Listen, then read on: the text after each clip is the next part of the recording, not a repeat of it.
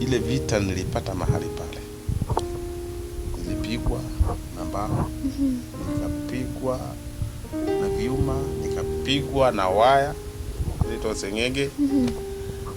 Na dakika ya mwisho alipomalizia hiyo ndiye aliona wembe umeoza mahali chini. Alipoona wembe sasa, na unajua sasa mimi ni kijana mdogo, niko na kinyasa. Kinyasa imefika wapi? Hapa. Alinikata kwenye miguu yangu na nini? Na wembe. Kanikata hivi mpaka mwili wote. Unajua kuna watoto ambao wako kwenye homes. Kwenye hizi homes nyingi sana. Unaweza kuwa hata ni Kenya hapa. Lakini unakuta kwenye hiyo home watu wana donate misaada kutoka ng'ambo. Zinatumiwa yule ambaye anasimamia zile home, lakini wale watoto wanaishi maisha wanapoishi pale wanaishi maisha mabaya sana.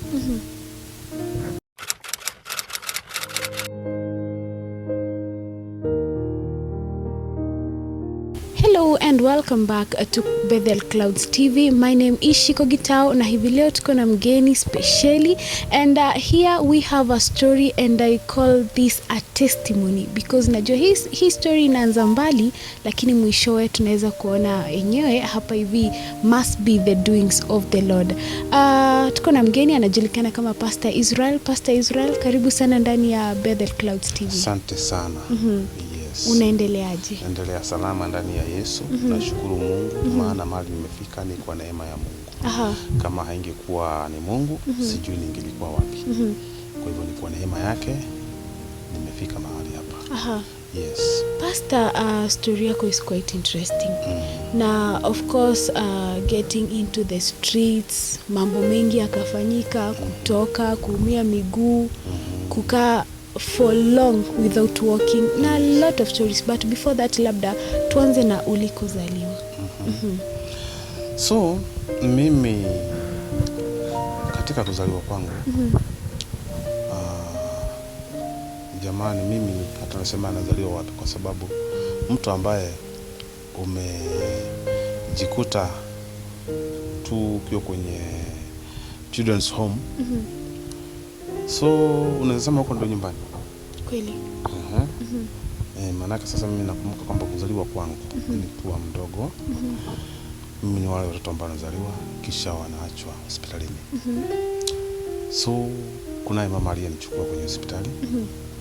Na aliponichukua kwenye hospitali alikaa na mimi sasa kama mama mlezi, nilikuwa adopted. Wakati napochukua mtoto hospitalini inamaanisha kwamba umeadapt.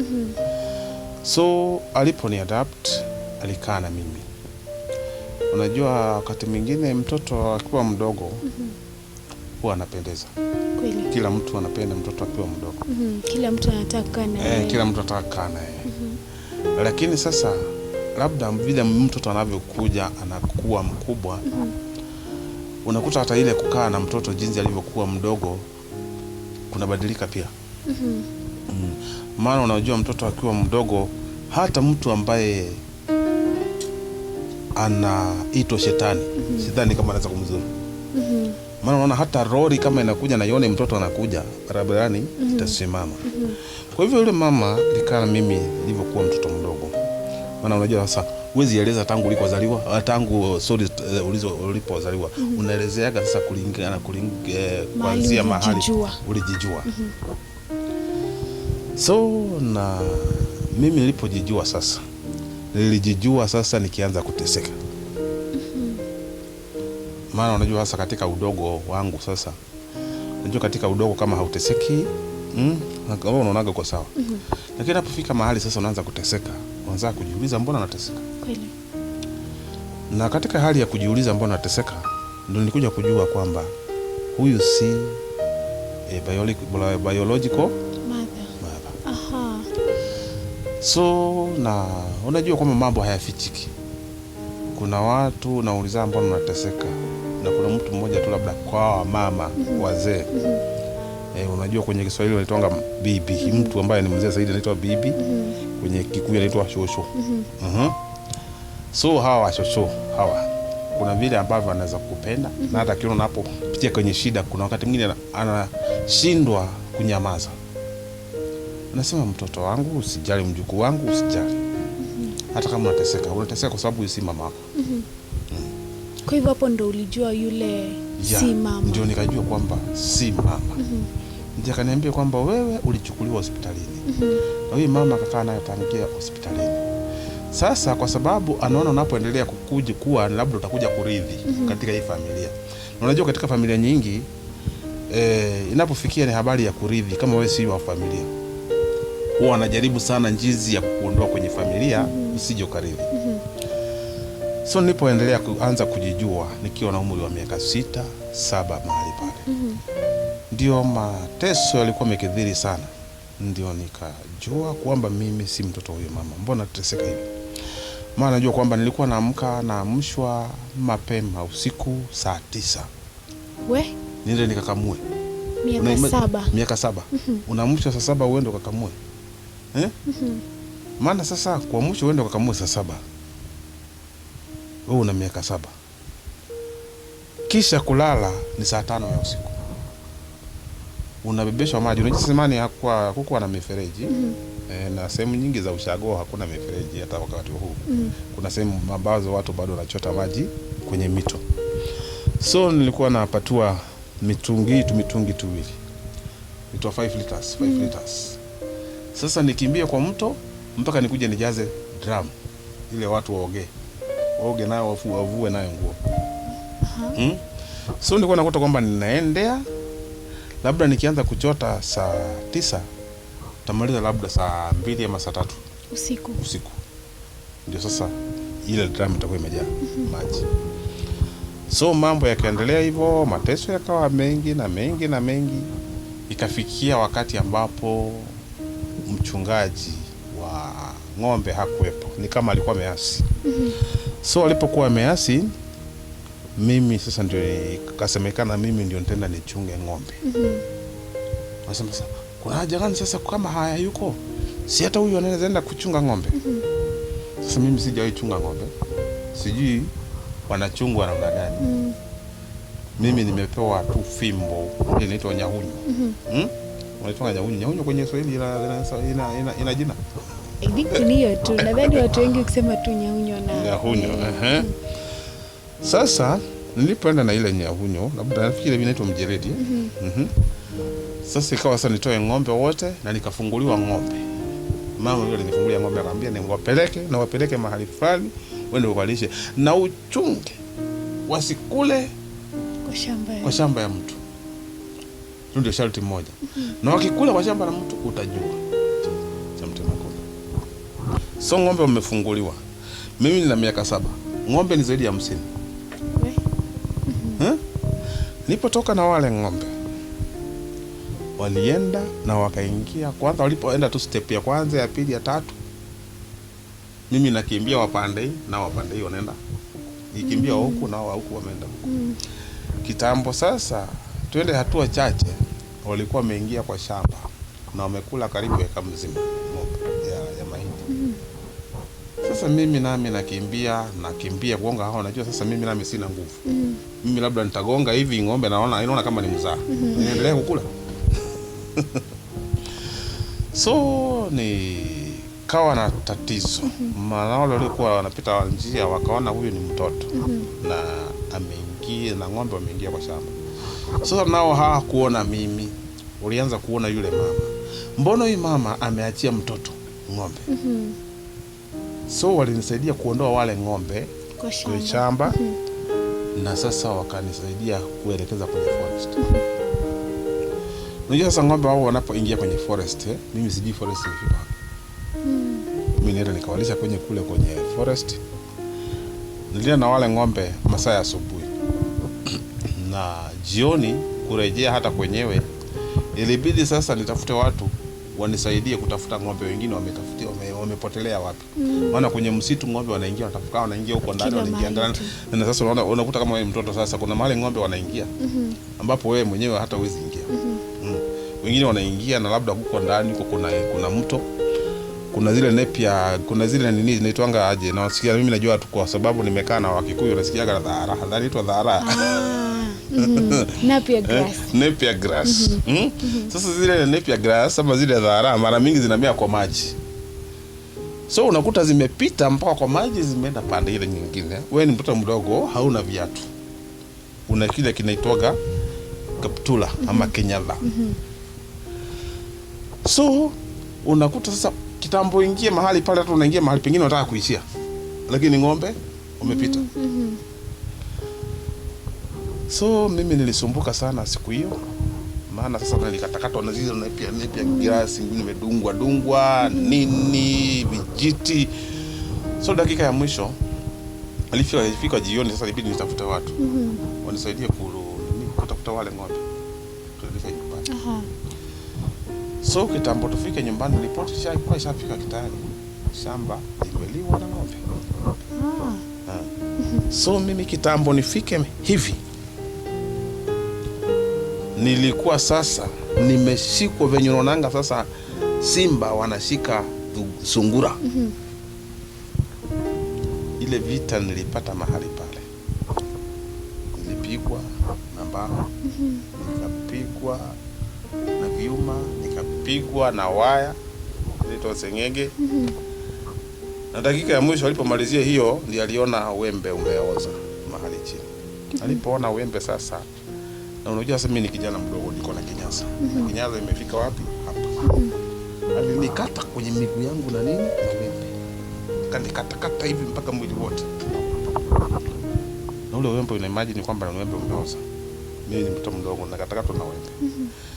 Sasa nashindwa jamani. Hata kama nimekosa, adhabu kama ile jamani, mtu aliye na utu unaweza katakata mtoto wako na wembe pamoja. Na hiyo nikaona kwamba hiyo ni kitendo cha shetani. So mimi ndio, hata kama niingelia hakuna mtu angeniulizia. Maana sasa naye aliniulizia mahali pale. So nilipokatakatwa na tetana na nini na wembe, kumbe ule wembe uliweza niweza kuinfected na ile ugonjwa germs za tetanus. Na nikawa na tetanus. Mwili wangu wote ukawa unafura tu vitu na kutoboka. Unafura tu vitu na kutoboka. So nikajua kumbe tetanus ni ugonjwa mbaya. Na unajua sasa tetanus iko inajulikana haina dawa. Sasa katika hiyo hali mama wakati pojua ni tetanus, akajua huyu ni kufa, anakufa huyu. Na kwa sababu anakufa, haina haja akae mahali watu wanamuona. Ikawa nafichwa kwenye mlango wa nyumba. Maana katika nyumba kuna mlango ule wa mbele wa kuingia wageni, na kuna mlango mwingine wa nyuma ule ambao kupitia kwa mlango kwenda kwenye bedroom. So nikafichwa kwenye mlango huo wa nyuma, na sasa huo anayeingia sasa kwa hiyo ndio huo katikati ukafungwa. Nikawa sasa umefungwa pamoja na hakuna mtu anaweza fungua apite mahali pale. Kumaanisha Pastort kupeleka hospitalini? Sikupeleka hospitalini. Na sijui ni kwa nini sikupeleka hospitalini. Ulikuwa unaweza kutembea? Singeweza kutembea sasa. Ndio kwamba sasa mwili wote umekuwa vidonda. Mwili umekuwa vidonda kila mahali. Na mtu ambaye sasa unajua kwamba mwili umekuwa vidonda, hata kula ni shida. Na kama mtoto mdogo uko na miaka 7, kula kwako ni shida, na wewe ni mgonjwa. Hapo sasa utakuwa unalia. Ukichoka kulia ulale. Hivyo nilikuwa nafika tu mahali nalia. Kufika mahali nanyamaza. So kwa ile state ulikaa for how long? So kwa hiyo state ya kwa nyumba, I think nilikaa almost karibu 3 months. Nikiwa nimefichwa kwa nyumba. Chakula mimi naletewa watu pale kama mbwa, na bawa nikitaka kula nile, kama sitaki kula nikae, kwa sababu nakuta sasa katika hali hiyo mikono zote kila mahali ni vidonda. Na inapokuwa ni vidonda inatoka uzaa. Sasa mtu ambaye anataka kutoka uzaa, nani ambaye atakubali atakushika mkono kwa mtu ambaye anataka uzaa? Hivyo hata kama ni chakula ninakuja naruhusiwa wapi? Pale. Nataka kula, kule, kama sitaki nikae. Na kwa sababu kwa alafu nikarudi nikanyang'anywa mattress. Maana sasa unajua penye nimelala naacha uzaa naacha nyama. Nikanyang'anywa mattress, nikapatiwa gunia kama mbwa. Na nikarudi nikapewa ka blanketi kingine kwa ndani, unaona nje. Ka blanketi kanakaa kama kichungi. Huko ndani lakini unaona nje.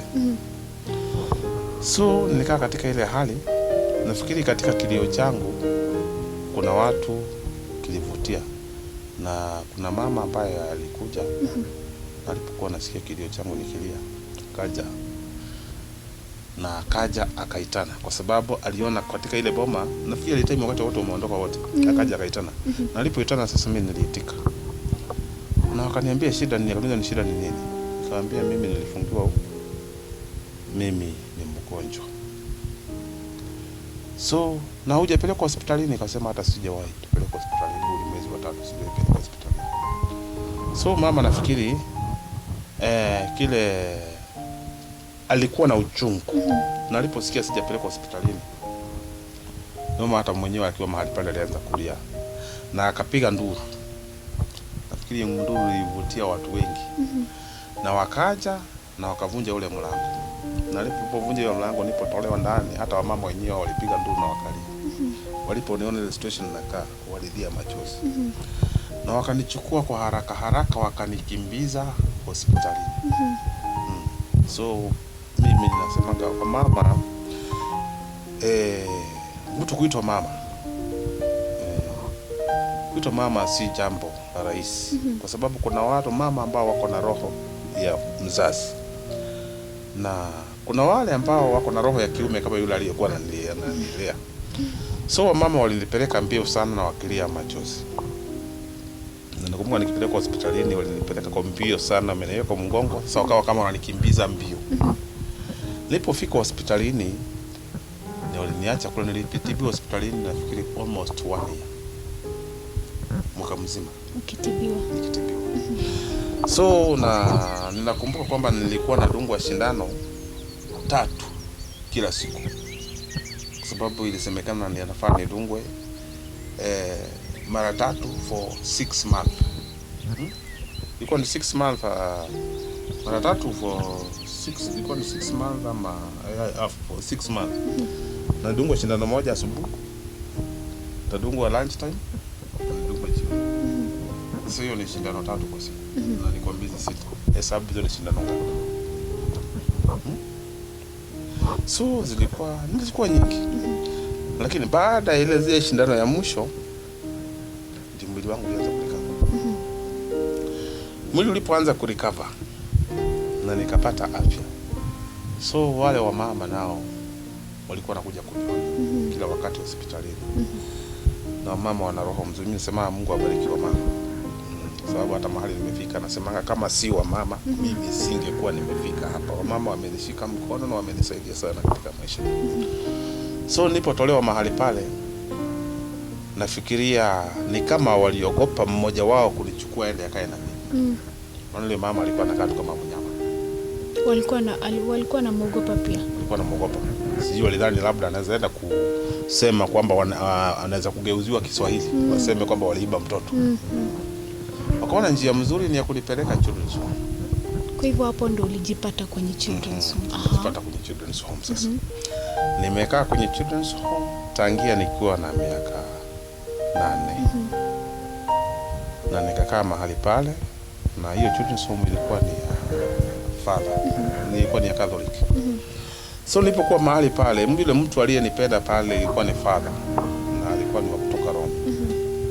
Na akanipenda sana. Na nikawa hata mimi maisha yangu naishi tofauti na wale wengine mahali pale.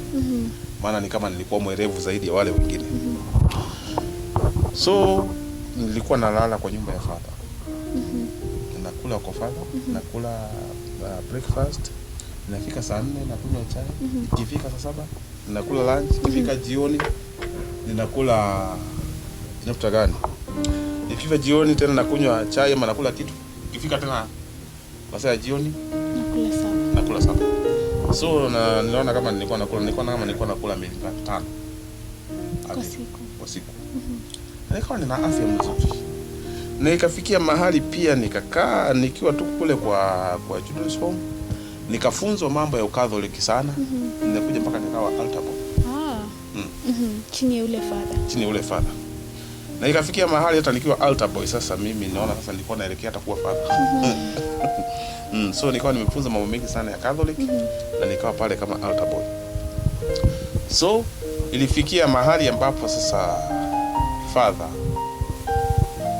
nao akaja sasa kupatiwa transfer, ilikuwa ni retirement ya father. Sasa akawa sasa ametimu miaka yake, amemaliza sasa contract yake, akawa sasa narudi Rome. So aliporudi Rome sasa, mimi nilibaki kwa mikono ya Afrika. Sasa unaanza kutritiwa kama wale watoto wengine. Sasa nikaambiwa sasa, baba yako ameenda. At that time nakumbuka nilikuwa sehemu inaitwa Migori. Kamba baba yako ameenda.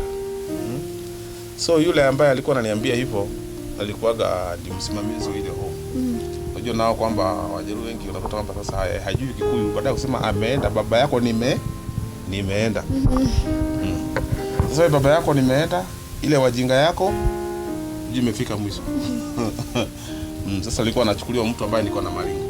Sasa hiyo maringo ndio nasema wajinga. Ile wajinga yako imefika mwisho. Mimi nikarudishwa kwa wale watoto wengine pahali pale.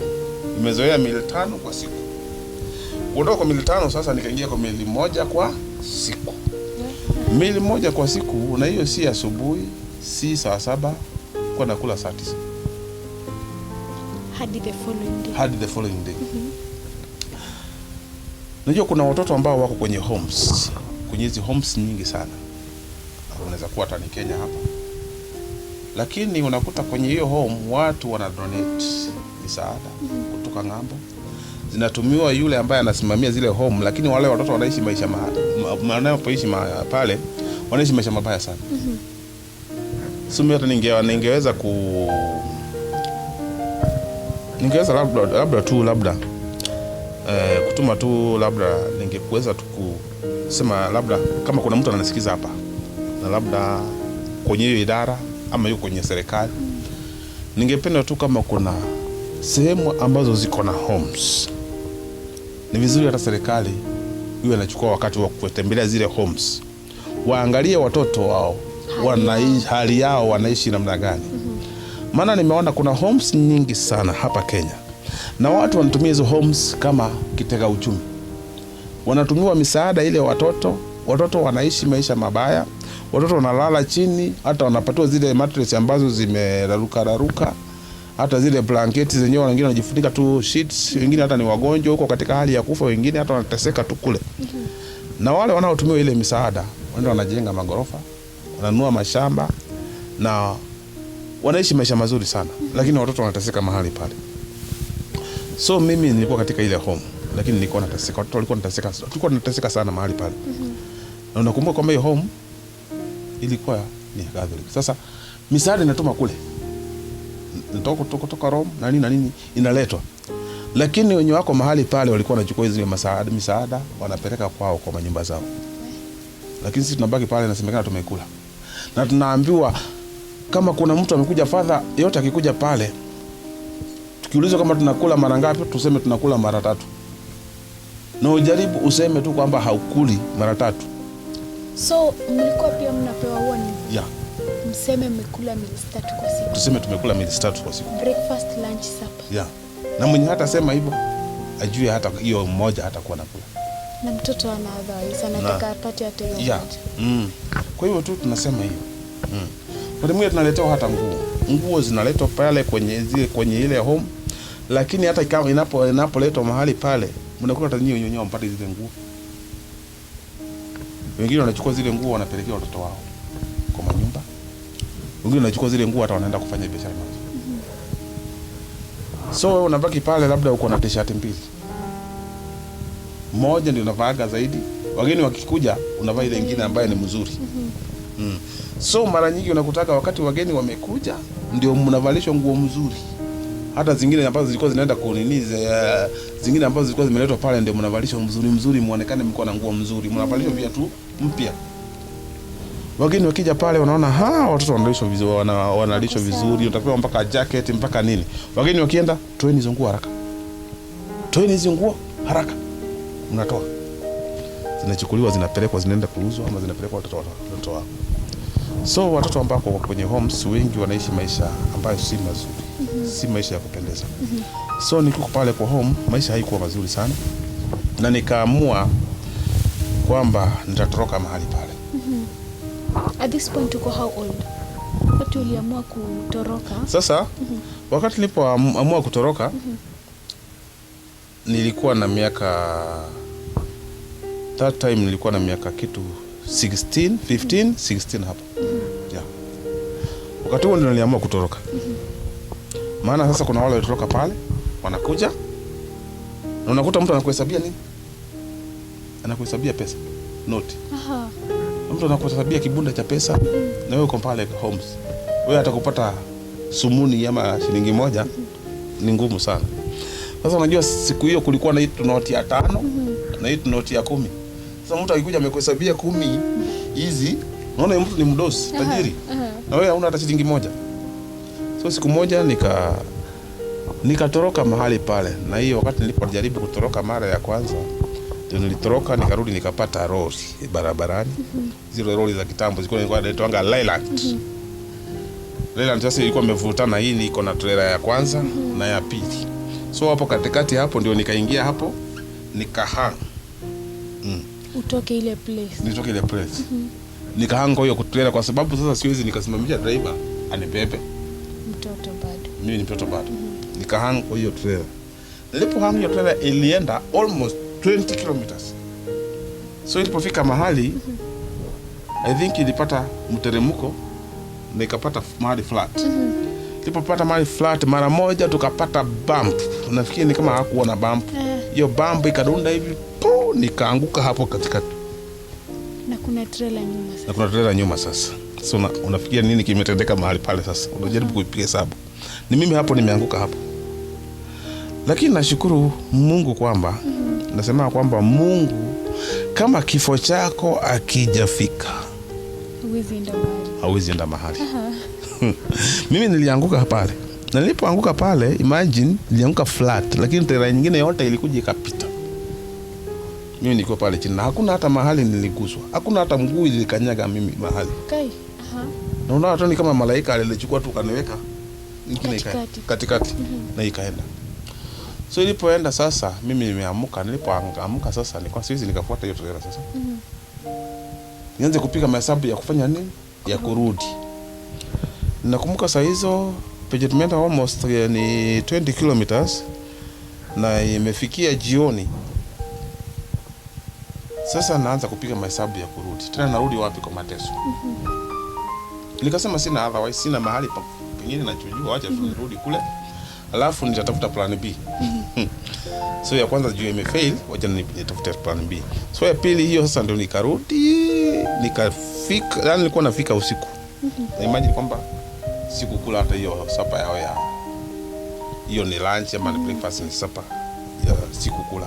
Ikanipita hivyo na nikarudi nikalala hivyo. So nikaamka siku nyingine nikiwa na njaa sana, sikuwa na otherwise.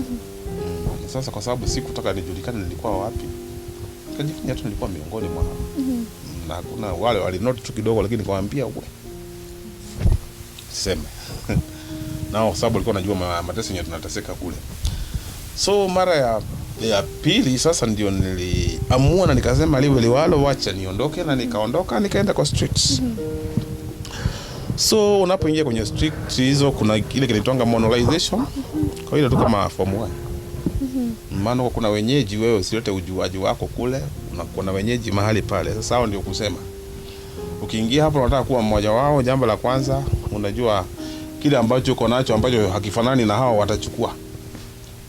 So hapa kwenye street ni kule Migori bado. Yeah.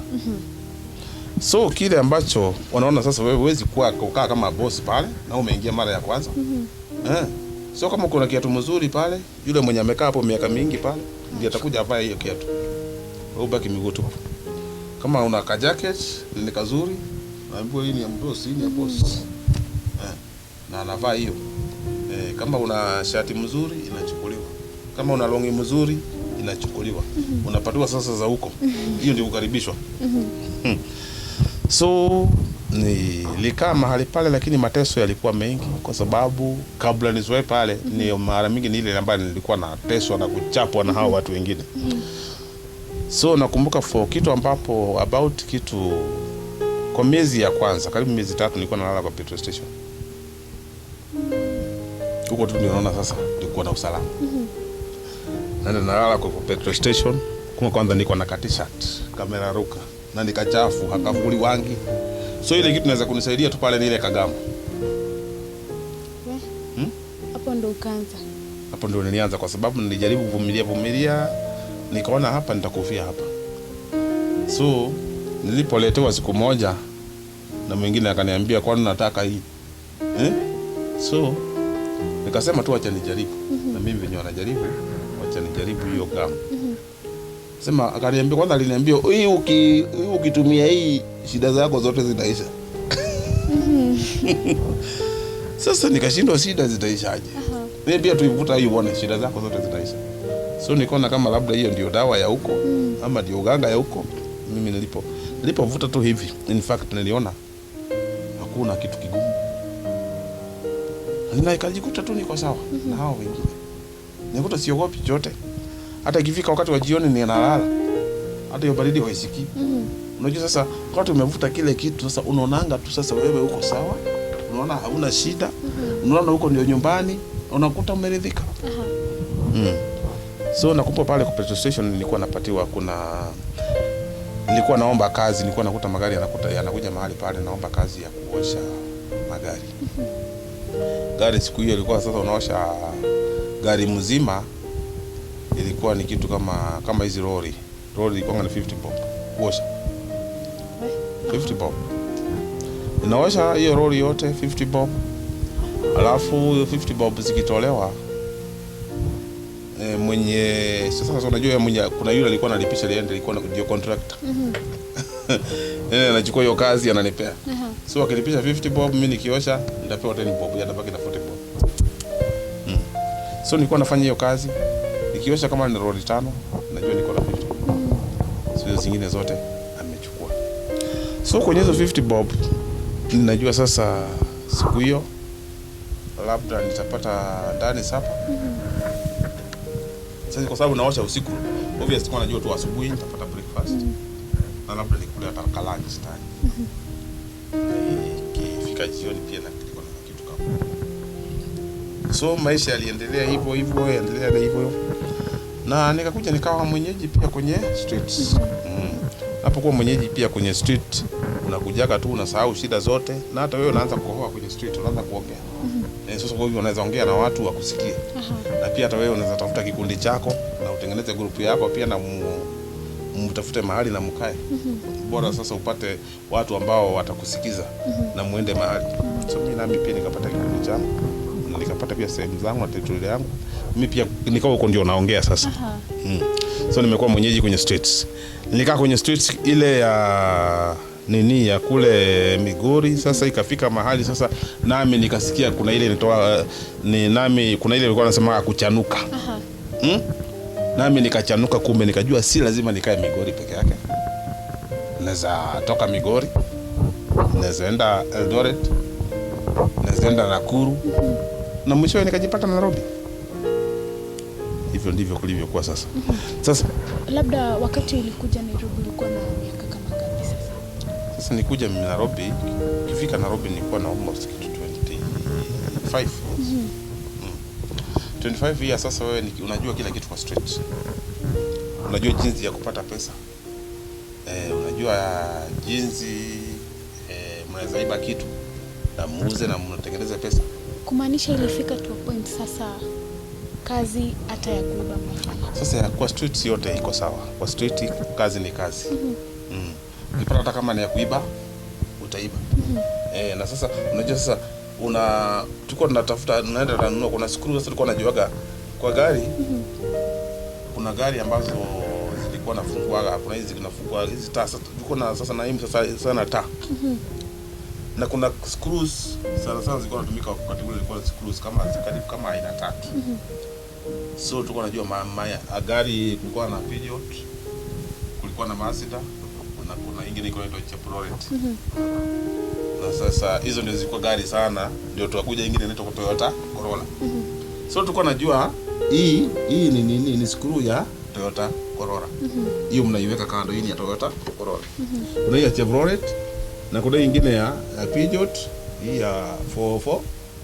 Na hii nyingine ni ya na hii nyingine ni ya Mazda. So nilikuwa najua tu mtu akipaki pale Mazda tayari mko na hiyo skuru ya kufungua nini? Hiyo nini taa mara moja. Mmefungua within 5 minutes ikikuja hizo taa zote za nyuma mmeng'oa. Mnauza.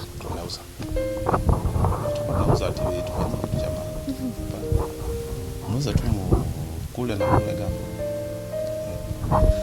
So na kwa sababu sasa nayo chokora hajazoea kununua nguo. Hapana. Tujazoea kununua nguo. Kwa nguo labda unajua jinsi ya kuchukua nguo. Ukienda pale Kikomba unajua jinsi ya kuchukua nguo. Kuiba. Si lazima ununue. Sasa kama watu hapo ni ya leo, ni ya ngapi, ni ya nini, hata unaenda pale na hiyo magamu zako unajifanya ni ya leo, ni ya nini na nini pale. Kiingia unakota yako hapa hivyo unaingiza hapa. Unasonga. So let me know labda Pastor, kwa history yote sana kwenye street ukaingilia wizi. How bad did it get? Labda ni wizi gani ushaifanya ukafilwe? Yenyewe this was not like ni level ya juu ya wizi. So ile wizi ambayo tulifanya na tukaona sasa hii imekuwa ni too much, ni hii ambayo ilikuwa ni ya kunyang'anya wanawake na mwanawake. Sasa hiyo ndio wizi ambayo bangu ndio nimefikia kwa wengine hapa hizi. Maana sasa kuna sehemu fulani ukienda hiyo Thika Road kabla hajajengwa iko yote, kuna mahali pale panaitwa Madhare. Sasa hiyo kimaliza ukuta ya Madhare ni hospital. Kuna kanjia ulikuwa unaingia pale hivyo nirudi sasa ingia kwa kijiji ya Madhare. Hapo hivyo kuna kabla ufike utalii. Kuna kimteremko kimekaa hivi. Na hiyo kanjia hapo hivyo sasa alikuwa sasa mnajua timing yenu ya masaa yenu ya wale wakati wa mama wanatoka kazini sasa. Wakienda nyumbani. Wakifika tu pale hivyo ulikuwa tu ukishika mama hivi na mnamuingiza wapi, mnamteremsha kwa chini, hakuna mwenye angejua. We? Teremsha huko namwambia tu jaribu upige nduru. Na mnyang'anya kibeti. Na mnyang'anya pesa na mnamrepu na mwacha. Mnamrepu na as a gang like what? Si mtu mmoja. Yeah. So hapo kuna wengine pia wakapigwa marisasi wakakufa. Lakini unajua wakati kumevuta gamu wewe uonaje? Hata mwenzake akipigwa risasi kesho tarudia tena kufanya hivyo. Kifo si kitu kwako. Hapana. So sasa unajua sisi hatungeiba gari. Sasa tunaiba gari tupeleke wapi? Chokora utaiba gari upeleke wapi? Ulikuwa unachukua ile kitu ambacho unaona kitakusaidia. Sasa wewe ni uchukue pesa zake umrepu, kwa sababu chokora huwezi tongoza mwanamke. Unless umrepu. Kwa sababu hiyo sasa utachukua by force. Hakuna mwenye atakupenda, utatongoza nani? So hiyo utasurvive na kurepu. Haya, nao kukaa kwa street hapa Nairobi ulikaa for how long? Kwa sababu najua hapa hivi ndio ulifika ukatoka kwenye street. So, nilipokaa kwenye streets, nafikiri kutoka kwenye streets nikiwa over 25 years. Maana kule kwenye streets, nimekaa kule na kwenye streets pia kuna wasichana ambao wanajipatanga huko.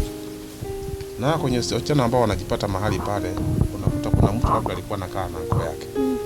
Anko yake akaanza kwenye street, hata wengine unakuta hata anarepiwa na anko zao. Si anaona mahali pa kukimbia labda tu ni atafute, anajipata kwa street. Na ukimpata kule kwa streets, basi kuna njia ambayo mnajua mkitaka wasitoroke kule kwa streets. Mnawachukua na mnawapatia gamu, mnawaforce kunywa gamu. So kimforce kunywa gamu hata toka kwenye street, basi wanakuwa wenu sasa huko permanent. Na sasa kama mimi nilikuwa sasa nimefika mahali na nikawa sasa niko na territory yangu na nikawa kama gang leader. So wale ambao wako pale najua wale wazuri wote ni wangu. Na hakuna mtu mwenye ataguza. Wewe ndio kusema pale. Ndio nikusema pale. So nikuja kwanza nikajua kwamba nilikuwa na kama walikuwa wengi, lakini ambao walikuwa wangu walikuwa ni 5. Wasichana 5. Sasa hao nilikuwa wangu. Na hakuna mtu atawaguza.